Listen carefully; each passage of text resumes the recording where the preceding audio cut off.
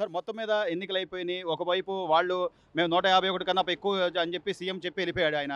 ఆయన మళ్ళీ వస్తారో రారో అని ప్రజలు నవ్వుకుంటున్న పరిస్థితి. ఇంకోవైపు నుంచి కూటమికి సంబంధించి ఖచ్చితంగా ప్రజలంతా ఆలోచించారు. ఆలోచించే ఈసారి ఓటేశారు కాబట్టే ఎక్కువ ఓటింగ్ శాతం కూడా పెరిగింది అని చెప్పి ఒక మాట.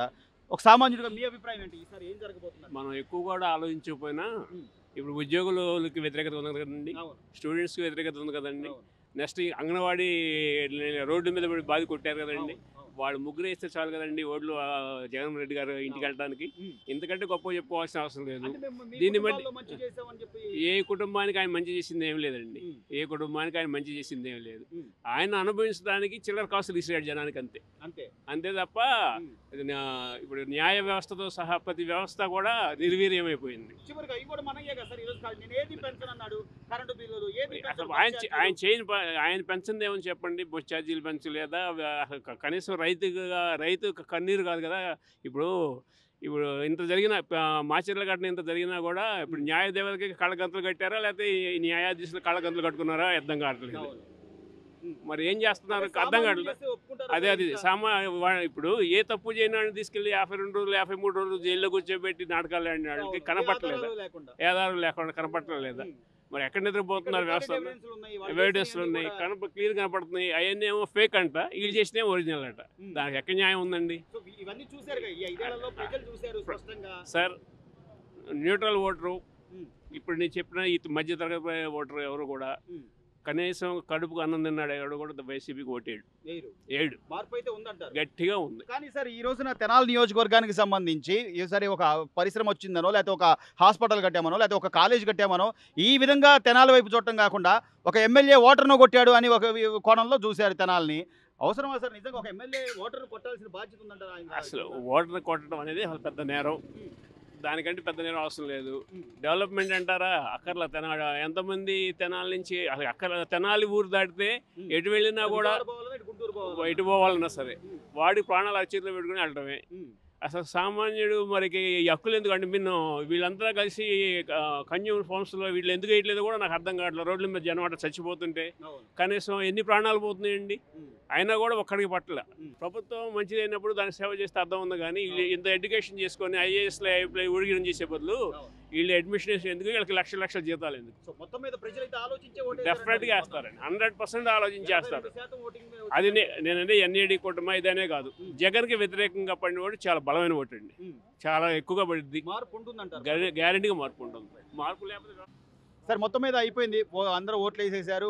ఓటు ఎవరి భవిష్యత్తు వాళ్ళ వాళ్ళ ఈవీఎం మిషన్లలో ఉన్నాయి. మీరేమంటారు? నెక్స్ట్ ఎలా ఉండబోతుంది అనుకుంటున్నారు? పార్టీ మారే అవకాశాలు ఉన్నాయా? కొత్త ప్రభుత్వం వస్తుందా? ప్రజలందరూ డిసైడ్ అయిపోయి ఉన్నారు. ఉమ్. ఈ రాష్ట్రంలో ఈ 5 సంవత్సరాల అరాచక పరిపాలన చూశారు. ఉమ్.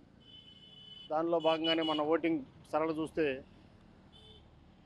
ప్రభుత్వ ఉద్యోగులు ఉమ్. ప్రథమంగా బ్యాలెట్ ఓటింగ్. గత 15 సంవత్సరాల క్రితం బాబు గారు ఎలక్షన్ అప్పుడు కూడా బాబు గారు రెండోసారి గెలుస్తారనుకున్న టైంలో కూడా ప్రభుత్వ వ్యతిరేక ఓటుతో ఓడిపోవడం జరిగింది. ఇవాళ జగన్మోహన్ రెడ్డికి కూడా సేమ్ అదే పరిస్థితి. వ్యవస్థలను నిర్వీర్యం చేసి ఎలా దోచుకోవాలో గవర్నమెంట్ ఆఫీసులో ఏ డిపార్ట్మెంట్కి సంబంధించి అయినా సరే దానిలో మూలధనం దాన్ని బయటకు తీసుకొచ్చి వాడుకున్న ఏకైక వ్యక్తి జగన్మోహన్ రెడ్డి. అతనికి వంతపాడిన వ్యక్తులు ఈ సిఎస్ జవహర్ రెడ్డి లాంటి వాళ్ళు. ఇవాళ చూడండి, ఎన్నో వేల కోట్లు బ్రిటిష్ కాలం నుంచే ప్రతి ఏరియాకి ప్రభుత్వ స్థలాలు, ప్రభుత్వ ప్రత్యేక నిధులు ఫ్యూచర్లో డెవలప్మెంట్ కోసం అన్నీ ఉండేవి. ఇవాళ అవేమి కాకుండా అరాచకమైన పరిపాలనతో ఈ 5 సంవత్సరాలు ఖజానా ఖాళీ చేసి 12 లక్షల కోట్ల రూపాయలు అప్పులు పాలు చేసి ఇది కోలుకోలేని పరిస్థితి తీసుకొచ్చారు. ఎలా సార్, ఇవంతా కూడా నేను మీ అకౌంట్లకే వేసాను. నేరుగా మీ అకౌంట్ డబ్బులు కొట్టాను. మీ కుటుంబాల్లో మంచి జరిగితే కొన్ని పథకాలు జనాలను ఆకర్షించడానికి అకౌంట్లో డబ్బులు వేసే పథకాలు కొన్ని పెట్టాడు. రూపాయి వేసే 100 రూపాయలు ఆకుండా మరి ప్రజలందరూ మీరు కూడా చూశారుగా, గమనించారుగా. ఒక ఆటోలో వాళ్ళది చిన్న ఎగ్జాంపుల్ తీసుకుందాం. ఆటోలో వాళ్ళకి 10,000 రూపాయలు ఇచ్చాడు. మరి వాళ్ళ దగ్గర కనీసం 20,000 రూపాయలు 30,000 రూపాయలు సంవత్సరానికి ముక్కుపిండాడు. ఏ రూపేణా?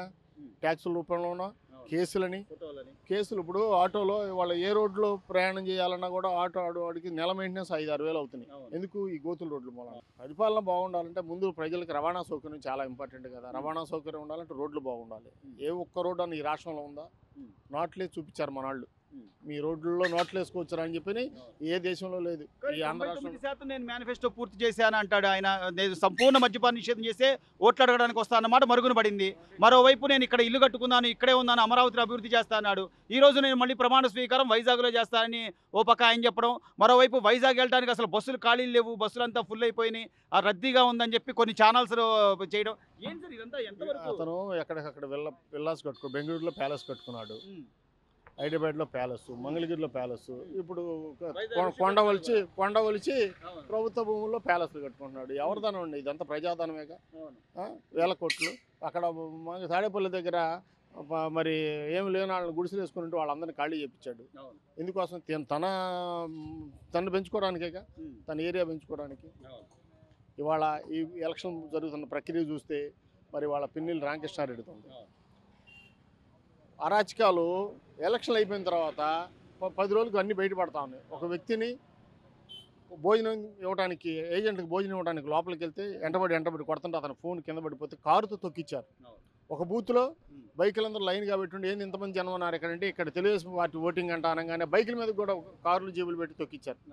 22 ఇళ్లలోకి జ్వరబడి పిన్నెల్లి రామకృష్ణారెడ్డి తమ్ముడు మరి తెలుగుదేశం పార్టీకి అట్లా కొడతాం జరిగింది. అలానే తురకా కిషోర్ అక్కడ చైర్మన్, అంతకుముందు గతంలో అతను దాడులు తెలుసు కదా. మరి అతను అనుచరుడు కసి అని, వాడు మసి అంట వాడి పేరు. వాడు నిన్న ఒక ఆడ మనిషిని తెలుగుదేశం పార్టీకి ఓటేసిందని గొడవలతో మొహం నిండా చెక్కేసి వదిలిపెట్టాడు. ఇంతవరకు అరెస్ట్ చేయాల.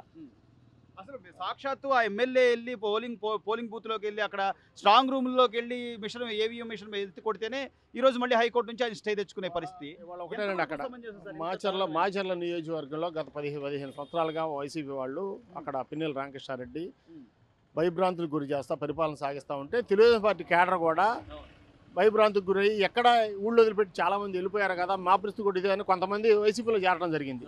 వాళ్ళందరూ ఉన్న మా పరిస్థితిలో ఇప్పుడు కనుక ఎదురు తిరగకపోతే తెలుగుదేశం పార్టీ రాకపోతే ఇంకా నాశనం అయిపోతామని వాళ్ళ సొంత గూటికి రావటం, అక్కడ ఓడిపోతానన్న భయంతో ఈ అరాచకాలు పిన్నెల్లి రామకృష్ణారెడ్డి చేశాడు.